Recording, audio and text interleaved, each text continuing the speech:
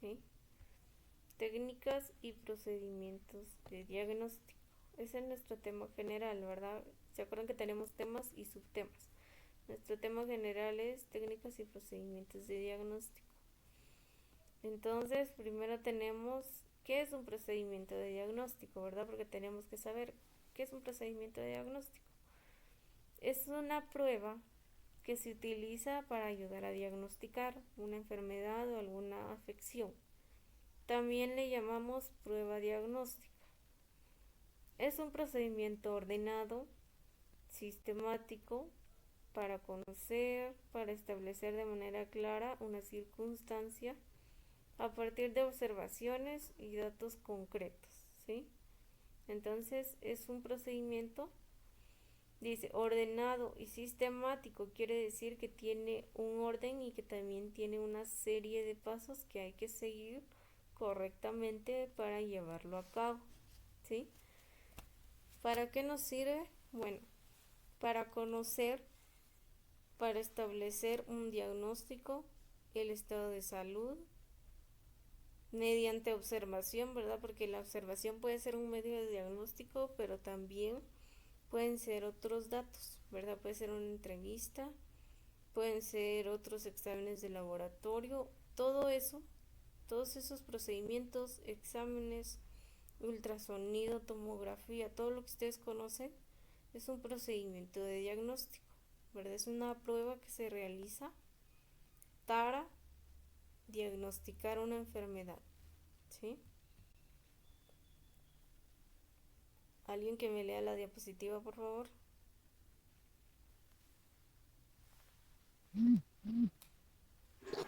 Sí, licenciada.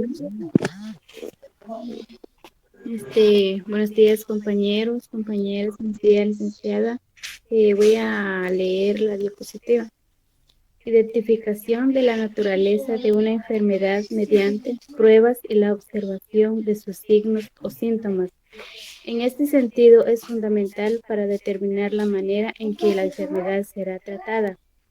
En sugerido ante la presencia de elementos o síntomas anormales para determinadas situaciones de acuerdo a los parámetros comúnmente aceptados como naturales. El diagnóstico puede aplicarse para ratificar o rectificar la presencia de una enfermedad, como también para conocer su evolución en el caso de confirmarse la misma.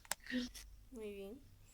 Entonces, como pudimos ver, ¿verdad? Y como leyó su compañera, nos sirve o son diversas pruebas, ¿verdad? Pero aparte de pruebas, se dan cuenta que menciona mucho la observación, ¿sí?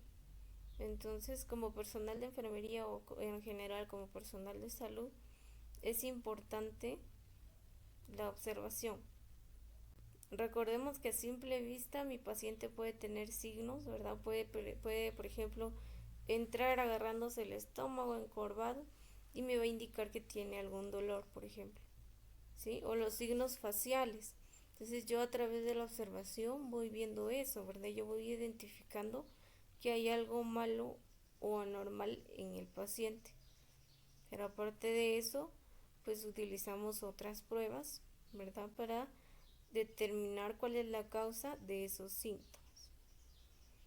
Por otro lado, decimos que hay parámetros, ¿verdad? Que nos indican que son normales y también que son anormales, ¿verdad? Que los vamos a ir conociendo poco a poco en cada una de sus exposiciones. Entonces, pues mediante estas pruebas, bueno, como conocimiento general, ¿verdad? Y a través de la experiencia vamos determinando, ¿verdad? Vamos viendo si tiene algunos síntomas característicos, pues vamos a decir, bueno, tiene esta enfermedad. Por ejemplo, si tiene dolor de cabeza, zumbido en los oídos, se marea, tiene sangrado nasal, tiene alguna opresión en el pecho, podemos decir que tal vez tiene hipertensión arterial, ¿verdad? Por experiencia y por los síntomas, pues nos identifican a la enfermedad. Pero antes de yo dar un tratamiento o un diagnóstico como tal, yo debo utilizar una serie de pruebas que me van a ayudar a mí a rectificar o reafirmar que es ese diagnóstico que yo estoy dando, ¿verdad? Para evitar complicar el cuadro de mi paciente y para brindar un tratamiento oportuno, ¿sí? Entonces les decía, las técnicas o los procedimientos de diagnóstico pues pueden ser de diversos tipos, ¿verdad? Vamos a ver más adelante, puede ser de imagen, puede ser de sangre, pero también van incluidos los de la observación, los que obtenemos mediante la entrevista, ¿verdad? También es un procedimiento de diagnóstico, pero nosotros entrevistamos al paciente, ¿verdad? Le preguntamos, ¿tiene antecedentes familiares? Es decir, ¿algún familiar ha tenido alguna enfermedad crónica? ¿Tiene alguna enfermedad crónica? ¿Sí? Signos y síntomas, ¿cuál es el motivo de su consulta? Si toma algún medicamento, todo eso a mí también me permite o me ayuda a establecer mi diagnóstico, ¿sí? ¿Cuáles son los tipos? Hay psicodiagnóstico, que pues es como su nombre lo dice, es llevado a cabo por psicólogos o psicopedagogos, que entonces regularmente se hacen en instituciones educativas, ¿verdad? Donde se detectan esos problemas psicológicos que pueden afectar al aprendizaje de los niños, ¿verdad? Entonces regularmente son en los colegios, en los centros educativos, y por eso les decía, es importante eh, los, los psicólogos, ¿verdad? O el examen psicológico que le hacen a cada uno de los alumnos, especialmente a los que trabajan en salud, ¿verdad? Porque no solo para detectar algún problema en el aprendizaje, sino también algún problema en la conducta que pueda dificultar el trabajo que va a realizar, ¿verdad? Entonces recuerda que en enfermería yo debo tener salud completamente física y mental para poder brindar esa atención. También tenemos el diagnóstico diferencial, y el diagnóstico diferencial pues nos permite distinguir enfermedades que se presentan en un cuadro clínico o en un laboratorio de forma similar. Es decir, ¿se acuerdan que les había mencionado? Hay algunos diagnósticos o enfermedades que tienen ciertos síntomas parecidos o que incluso en los exámenes de laboratorio pueden tener resultados parecidos. Entonces, en esos casos, ¿verdad? Los médicos realizan un diagnóstico diferencial, ¿verdad? Entonces, si por ejemplo tienen o las dos enfermedades tienen los mismos síntomas, para establecer cuál realmente es, se hace otro procedimiento, ¿verdad? Para descartar. El diagnóstico por imágenes, que como les mencionaba, ¿verdad? Son esas herramientas mediante las cuales obtenemos imágenes del cuerpo y a través de analizar esas imágenes facilitamos el diagnóstico de una enfermedad o alguna lesión, ¿verdad? Como cuáles, las radiografías, las tomografías, ecografías, resonancias magnéticas, todos esos procedimientos mediante el cual obtenemos imágenes que nos permiten visualizar en el interior del cuerpo para detectar alguna enfermedad o alguna lesión.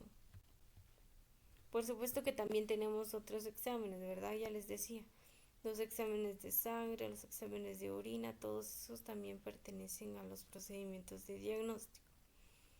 Que como les mencionaba, pues ustedes van a ir exponiendo más adelante, ¿verdad? A partir del día de mañana.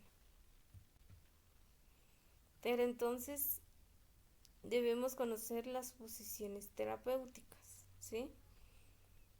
Es decir, cuáles son las posiciones que un paciente va a adoptar para la realización de estos procedimientos de diagnóstico, ¿sí? ¿Se acuerdan que ya habíamos visto algunas, verdad? Y ahora vamos a volverlas a ver, a repasar, pero ya vamos a especificar para qué procedimientos son utilizados, ¿sí? Entonces, las posiciones terapéuticas son aquellas que van a brindar comodidad al paciente. Aparte de darle comodidad, alineamos bien el cuerpo, evitamos alguna contractura, mejoramos la respiración, disminuimos los riesgos de daños en la piel, pero también nos facilita llevar a cabo estos procedimientos de diagnóstico, ¿verdad? Entonces tiene mucho beneficio estas posiciones terapéuticas, no solo para el paciente, sino para nosotros al momento de realizar alguna evaluación. Pautas generales, es decir, qué cosas son generales y esenciales al momento de colocar al paciente en determinada posición. Bueno, que las articulaciones deben mantenerse en flexión ligera, ¿verdad? Para evitar incomodidad, para facilitar la movilidad. Entonces las articulaciones deben estar flexionadas un poco. Las posiciones que se acercan a la posición anatómica, ya vamos a ver cuál es la posición anatómica, conservan mejor la alineación corporal, ¿verdad? Entonces, en la mayoría de los casos hay que utilizar estas posiciones anatómicas para alinear bien el cuerpo y entonces evitar algún tipo de dificultad o contractura en los pacientes. Cambiarla de posición cada 2 horas, bueno, cada 4 horas les había dicho, ¿verdad? Entonces, pero el cambio de posición es importante, recordemos, para mantener intacta la integridad de la piel y para evitar algún tipo de lesión o dolor posterior. Ejercitar al paciente diariamente igual, aun cuando esté en una posición o esté encamado o tenga, por ejemplo, reposo total, tengo que ejercitarlo, ¿verdad? Bueno, si no llega la fisioterapeuta es mi trabajo, ¿verdad? Como personal de salud y de enfermería. Entonces, si no llega la fisioterapeuta, yo lo realizo. Durante le realizo siempre y cuando la condición de salud lo permita, ¿verdad? Yo le realizo, por ejemplo, la flexión y extensión de los brazos, de las piernas, ¿verdad? Para movilizar y para mantener el funcionamiento de sus extremidades.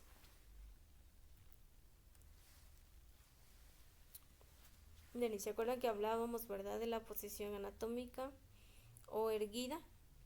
¿Para qué está indicado? Para valorar de forma exterior, ¿verdad?, el cuerpo, para definir los planos corporales, es decir, para dividir el cuerpo en planos y así evaluarlos, para reducir la tensión sobre las articulaciones, ¿verdad? Porque recuerda que cuando está acostado, pues hay cierta presión en las articulaciones, ¿verdad? Que es como llamamos también al ascendente, ¿verdad? La Fuller, que es la posición dorsal en un plano inclinado, de tal modo que la espalda forme un ángulo de unos 45 grados con el plano horizontal. Se obtiene al elevar unos 40-50 centímetros la cabecera de la cama.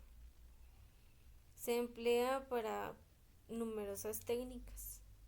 Dan mayor comodidad a personas que tienen problemas cardíacos, problemas respiratorios y facilita también el drenaje después de operaciones abdominales. Nos permite también, por ejemplo, valorar o exploración física, ¿verdad?, de la región anterior del cuerpo, ¿sí? Me permite a mí evaluar, por ejemplo, pulmones, corazón, ¿verdad?, en esa posición. Permite también la alimentación, ¿verdad?, porque el paciente no puede comer acostado. Esa es la posición en que lo colocamos entonces. Favorece la exhalación respiratoria adicional, ¿verdad? Favorece una buena respiración. Disminuye la tensión muscular del abdomen y de la espalda, ¿verdad?, de la columna. Nos permite también aplicar algún tipo de procedimiento, ¿verdad?, ya sea en cabeza o en cara. Proporciona descanso. También es recomendado en pacientes con problemas respiratorios como asma, EPOC, enfisema, entre otros. Para exploraciones de cabeza, de ojos, de cuello, oído, nariz, garganta y pecho, como les decía, son exploraciones de la región anterior, ¿verdad?, del cuerpo. Esta posición lo permite. Y ya conocemos la Fuller, ¿verdad? Que entonces solamente es elevar la cabecera unos 40-50 centímetros, la espalda o la columna alineada. Y recuerden que las articulaciones deben estar flexionadas. Entonces colocamos almohadas, rodillos, sábanas con lo que contemos. Esa es la Fuller. La semi-Fuller también es que es una variante, ¿verdad? De la Fuller. Nos facilita el descanso. También facilita a las personas que tienen dificultad para respirar. Mejora que se expanda el tórax, ¿verdad? Se expande mucho más y entonces la respiración es mucho mejor. Facilita la realización de algunas actividades como comer, beber, ver televisión. Bueno, eh, pues no contamos con televisión regularmente, ¿verdad? En, en el hospital, ¿verdad? Regularmente sí hay uno en el pasillo, pero pues no todos los pacientes pueden ir allá. Pero por ejemplo, para comer, para leer, para alguna actividad que hagan los pacientes en su cama, pueden utilizar esta posición, ¿verdad? Que es una variante, entonces solamente que hay menos extensión o elevación de la cabecera, ¿verdad? Es semi acostado, no está totalmente en de cúbito supino, pero está la cabecera de manera elevada.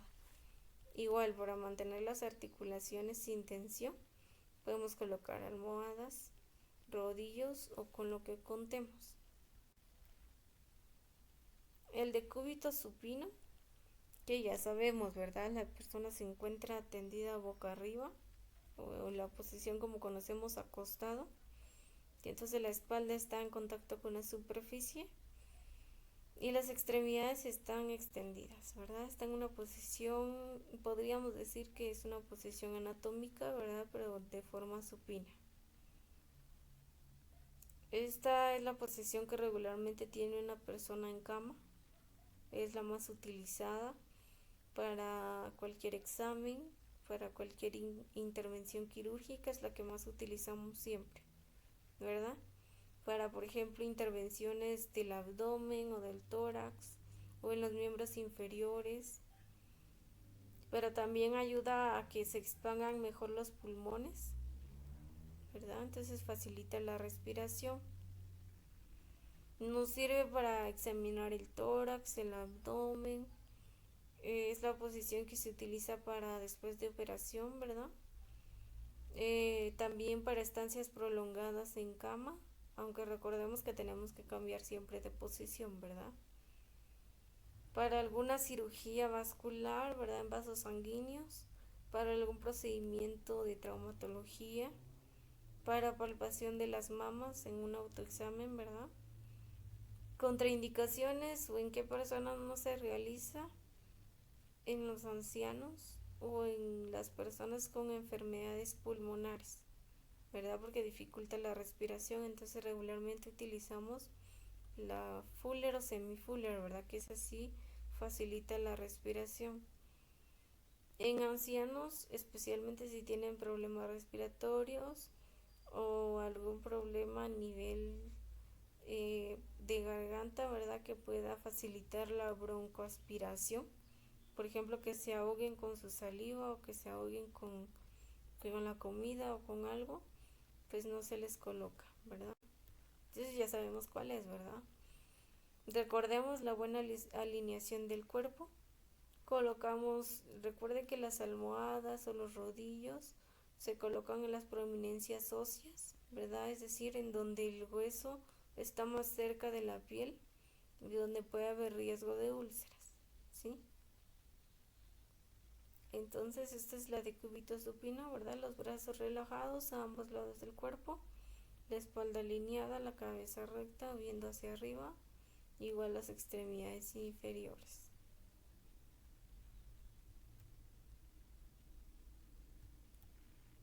Vamos a ver quién le da lectura a esta. Decúbito lateral.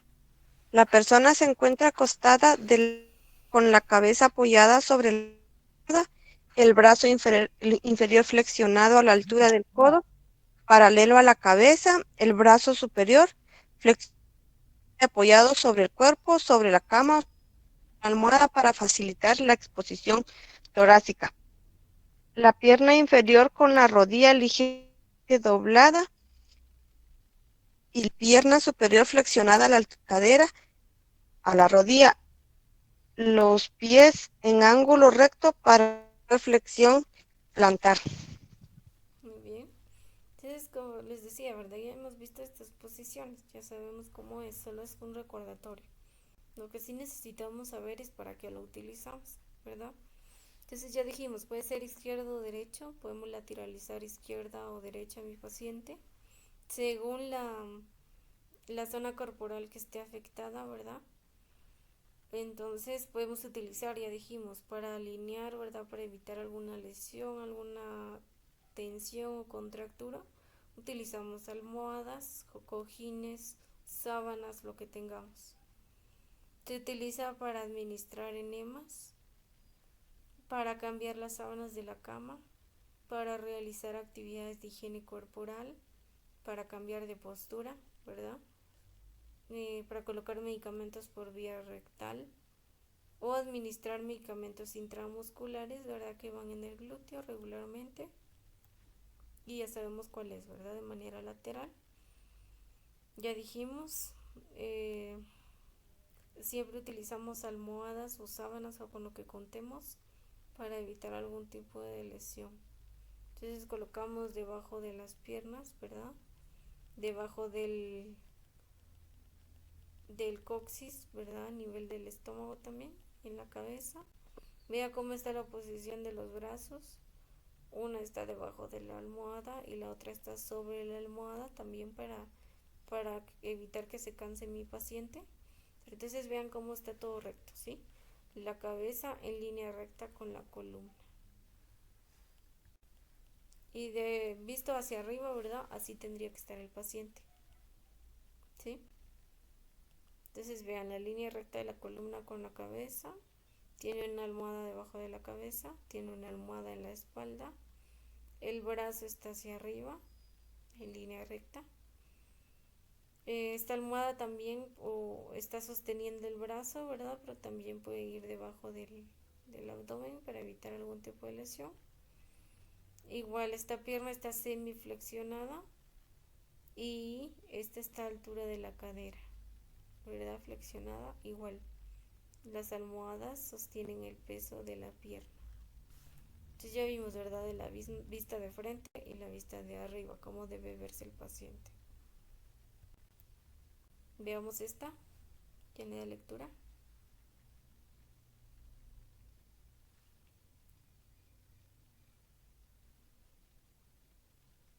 Decúbito crónico.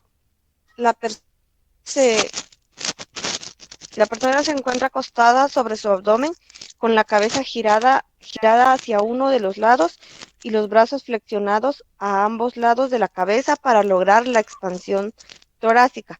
Los brazos también pueden estar alineados a lo largo del cuerpo.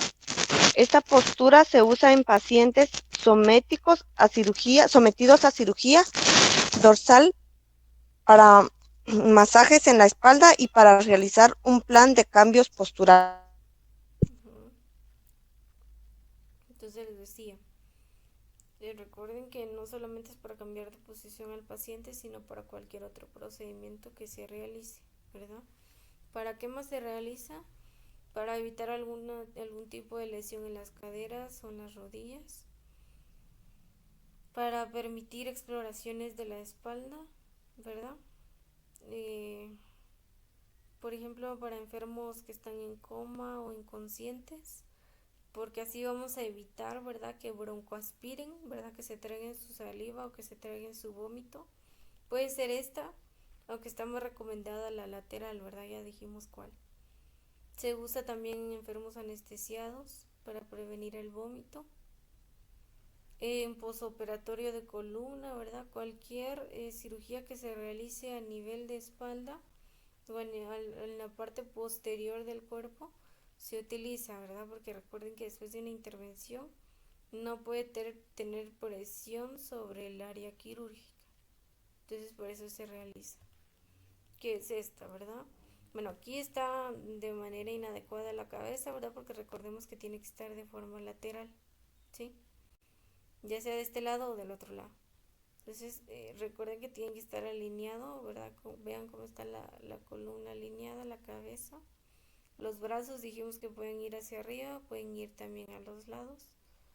Donde hay prominencias óseas se colocan las almohadas, ¿verdad? Para evitar una presión excesiva. La genupectoral, la persona se coloca abajo, apoyándose sobre las rodillas y el pecho, la cabeza hacia un lado y los muslos perpendiculares, ¿verdad? O en línea recta con la cama. Se utiliza para procedimientos o exploraciones rectales, por ejemplo, también para la eliminación de gases, para darle comodidad al paciente. Sería esta, ¿verdad?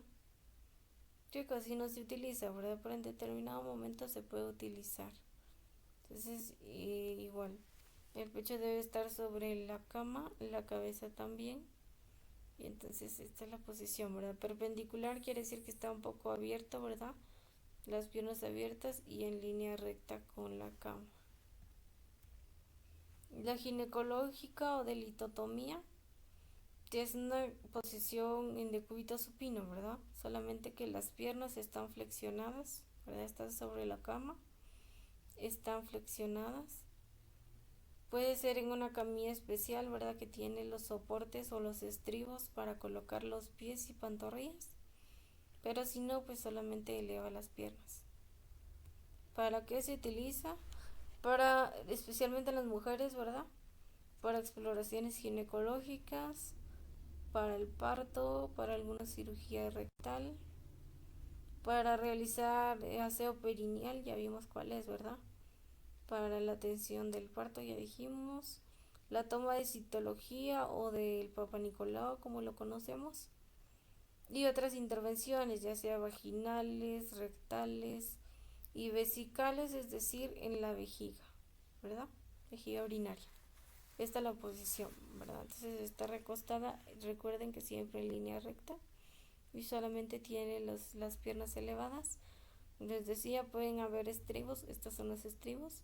Y entonces solamente coloca la paciente sus miembros inferiores. La de Rose o Proet es una posición igual, está en decúbito supino, solo que la cabeza cuelga fuera de la camilla o de la mesa de operaciones.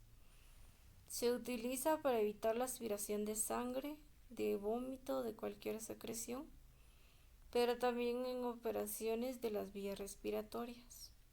También es la que utilizamos para lavar el cabello, ¿verdad? En cama, ¿se acuerdan?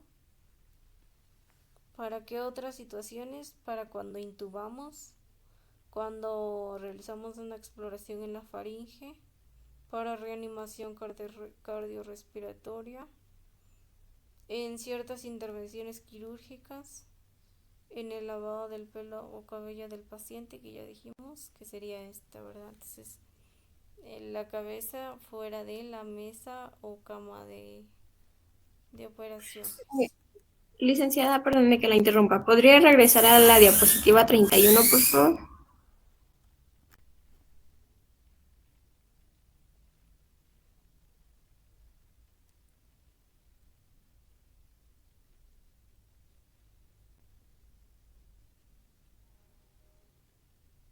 Ya, muchas gracias.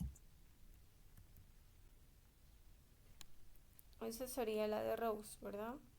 Tenemos la de Sims, que se acuerdan que ya la habíamos visto también. Es una variación de la de cúbito lateral. Y entonces, especialmente del lado izquierdo, con el brazo y la pierna extendidas y la extremidad inferior derecha flexionada a nivel de la cadera y la rodilla.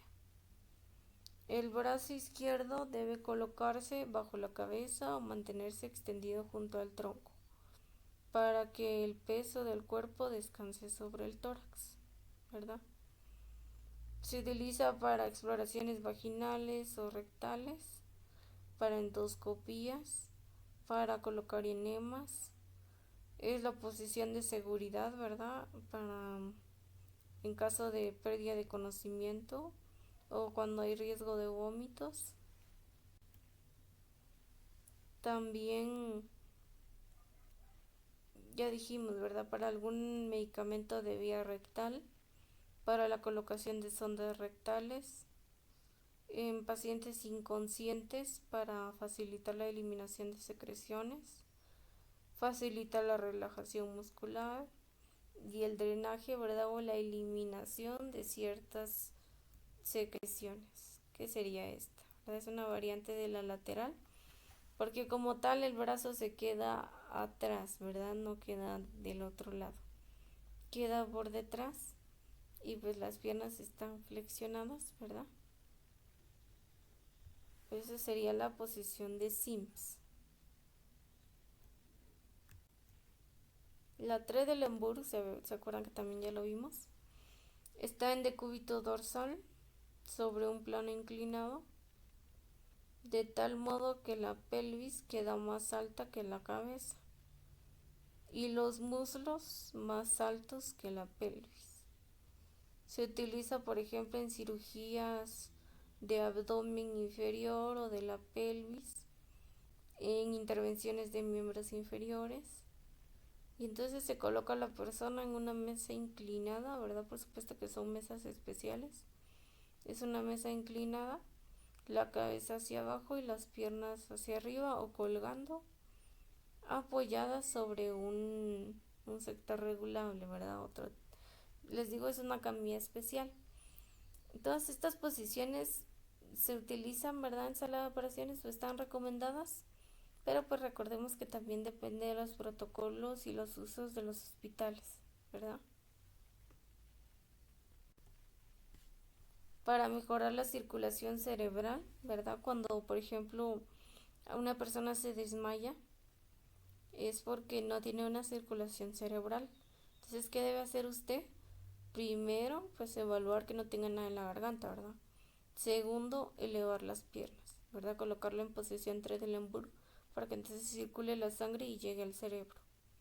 Para cualquier desmayo, lo que les decía, cuando están en shock, cuando recibieron una emoción fuerte y hay algún desmayo, para drenaje de secreciones pulmonares, para evitar dolores de cabeza después de una punción lumbar, ¿verdad? Después de un examen a nivel de columna, en caso de hemorragias, en cirugías de órganos pélvicos, para drenar secreciones de los pulmones, como les decía, ¿verdad?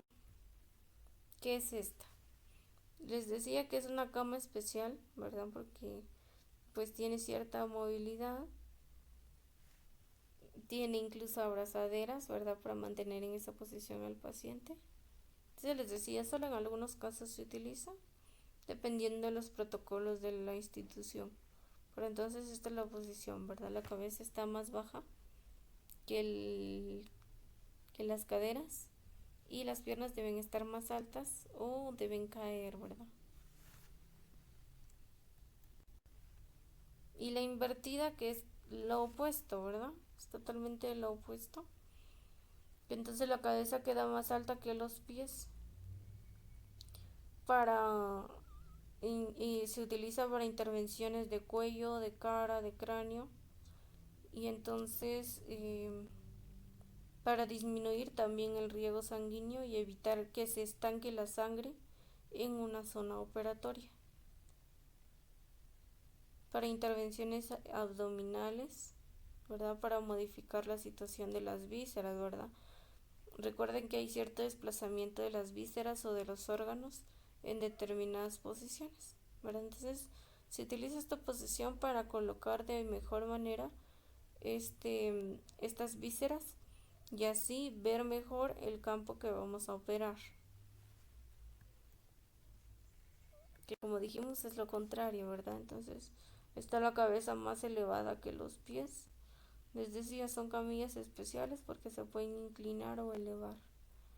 Y ves que en este caso tienen cintas de sujeción o abrazaderas para evitar que se pierda la posición, ¿verdad? O provocar algún tipo de accidente en el paciente. Vean que siempre se coloca a la comodidad del paciente, ¿verdad? Se colocan almohadas, por ejemplo en los pies, para evitar algún tipo de lesión posterior. porque el hecho de que tenga anestesia no quiere decir que no va a tener algún tipo de lesión, ¿verdad? Por la posición en la que va a estar. La de Krask o de navaja, que ustedes ya habían investigado, ¿verdad? Se utiliza para cirugías rectales o a nivel del coxis. Entonces la mesa, ¿verdad? Va a tener un quiebre o se va a doblar a nivel de la cadera para que entonces pero que el paciente lo modere, ¿verdad? Que sea algo no tan grave o no tan incómodo para el paciente. Les digo que depende de las cirugías, depende de la necesidad del cirujano, de los protocolos del hospital, los tipos de posición que se utilizan, ¿verdad? Pero para que los conozcamos, ¿verdad? Si por ejemplo me dicen coloque a mi paciente en posición de navaja, bueno, ya voy a saber cuál es, ¿verdad? Siempre tienen apoyabrazos, ¿verdad? Y que entonces están hacia la cabecera para que los codos se flexionen de manera cómoda. La oreja en posición inferior se protege con almohadas. Las rodillas se elevan colocando almohadas, ¿verdad? Los dedos de los pies no deben descansar sobre la mesa, sino que también se elevan por una almohada. Entonces, como les decía, hay que cuidar siempre las prominencias óseas o los órganos externos de los pacientes para evitar una lesión, ¿sí? ¿Qué es esto, verdad? Entonces hay un quiebre a nivel de la cadera y por eso se colocan almohadas para evitar algún tipo de lesión.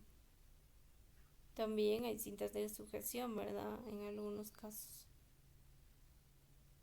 Entonces vean ahí almohadas para evitar estas lesiones. La de riñón, que el paciente es en posición lateral o podríamos decir en posición casi fetal. Flexionamos la mesa igual en la zona ilíaca o en la zona del coxis para que entonces logremos esta posición de riñón. Solamente se utilizan algunos casos y con las camillas específicas o especiales que pueden doblarse, ¿verdad? Que pueden tener algún tipo de quiebre. Se utiliza para cirugías renales, ¿verdad? Para alguna cirugía a nivel de columna, para una extirpación de tumores renales, ¿verdad? En esta posición, la función respiratoria es dificultosa, ¿verdad? Entonces hay que mantener siempre la función respiratoria del paciente.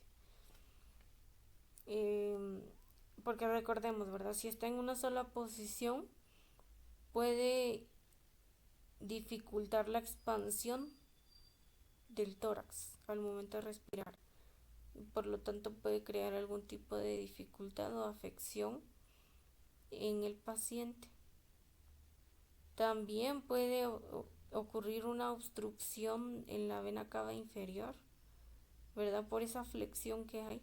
Entonces veamos que no es tanto una posición recomendada, ¿verdad? Solo en casos especiales, porque entonces tiene muchas consecuencias a nivel circulatorio y a nivel respiratorio.